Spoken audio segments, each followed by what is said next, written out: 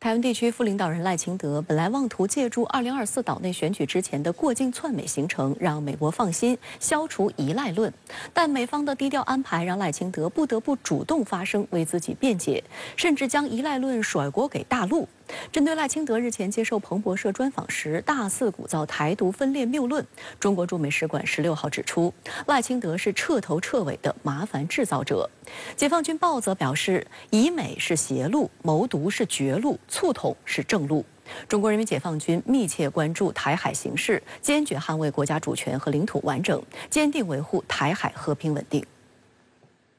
赖清德12号至18号以所谓特使身份率团出席巴拉圭新任总统就职典礼，中途以所谓过境之名窜访纽约、旧金山。当地时间16号，赖清德在即将结束巴拉圭之行时，与随团媒体举行茶叙，极力为遭到美方冷遇进行辩解。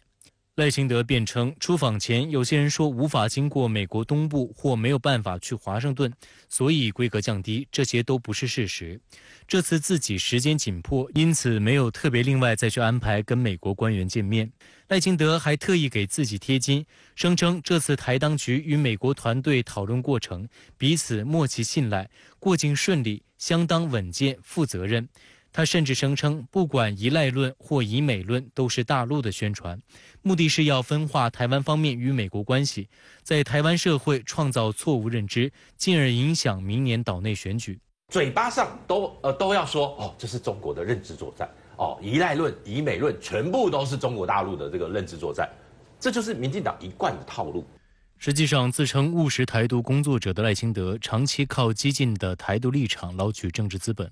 7月12号，他的一席所谓走入白宫说，再度引来美方警觉和关切，要其澄清。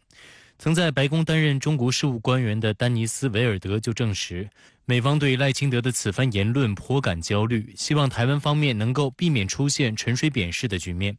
压力之下，7月27号，赖清德接受美国彭博社专访，试图洗掉台独标签以及美方对他的疑虑。彭博社15号刊登此次专访内容显示，赖否认自己是台独金孙，强调自己没有所谓的独立路径，会延续蔡英文的路线。赖清德从他开始就是否认他是台独金孙，到现在去说他没有独立路径，就100%是受到美国压力嘛？人家是要问你，你到底怎么样才能够让台海和平？那结果赖清德说他没想过。那这什么？就是从头到尾骗人嘛。对赖清德来说，我讲这个只是个口号，你问我这么多干什么呢？所谓的什么两岸之间要和平啊，这些全部都是骗人的嘛。目的只是为了要骗选票，只是要告诉台湾民众说，你选我放心，我不会战争。不过装不过3秒，赖清德的台独本性再度暴露无遗。在冠冕堂皇地声称自己的责任是维持台海和平稳定的现状后，赖清德继而妄称这现状就是台湾已是主权独立的国家。值得注意的是，赖还抛出包括所谓台湾不属于中国、两岸互不隶属、台湾的土地所有权属于台湾全体人民共有在内的所谓新3段谬论，以此来包装台独。赖清德还进一步鼓吹，这已成为台湾社会的所谓共识，妄图用台独来绑架全体台湾社会。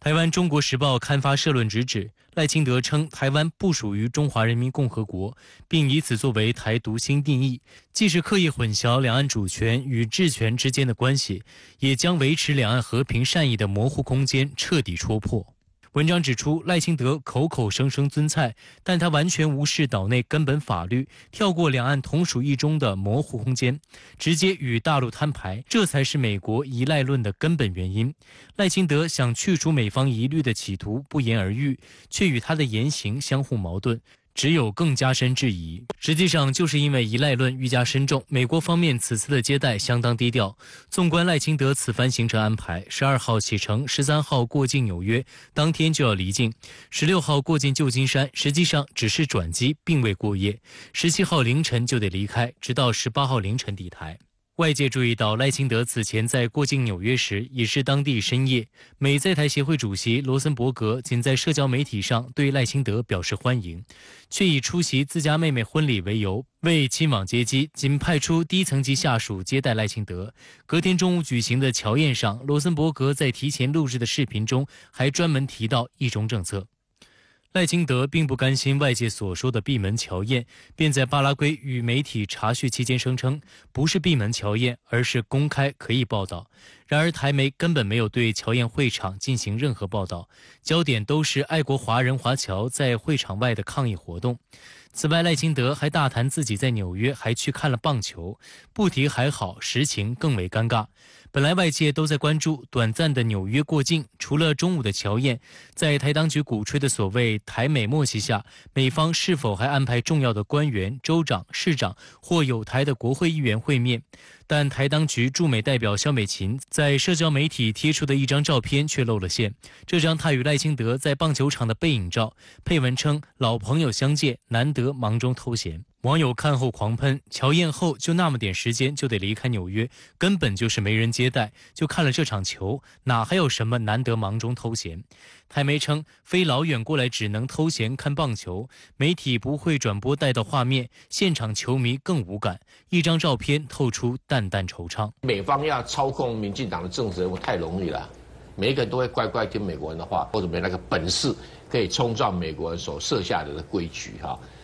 不像以前陈水扁想要冲撞一下，就后来搞得鼻青脸肿。那如果今天赖清德因为台独的理念、他的信念，他依托了美国的控制的手掌的时候，那抱歉，那就是天大的灾难跟风险。美国他可不要一个无法受控的麻烦制造者自走炮，把美国卷进一个他并不想进去的漩涡。对于美国彭博社最新释放对赖清德专访的内容，台湾舆论为之震惊。一个之前自诩所谓的务实台独工作者的赖清德，竟然称没有所谓的独立路径。资深媒体人黄光芹分析说，台湾政坛有2个赖清德，一个是主张台独的赖清德，另外一个则是将台独理念隐藏起来的赖清德。这个分界线就是参选2024之前和参选2024之后。资深媒体人陈凤馨则分析说，赖清德在彭博社的发言，主要目的就是要消除美国对他的疑虑。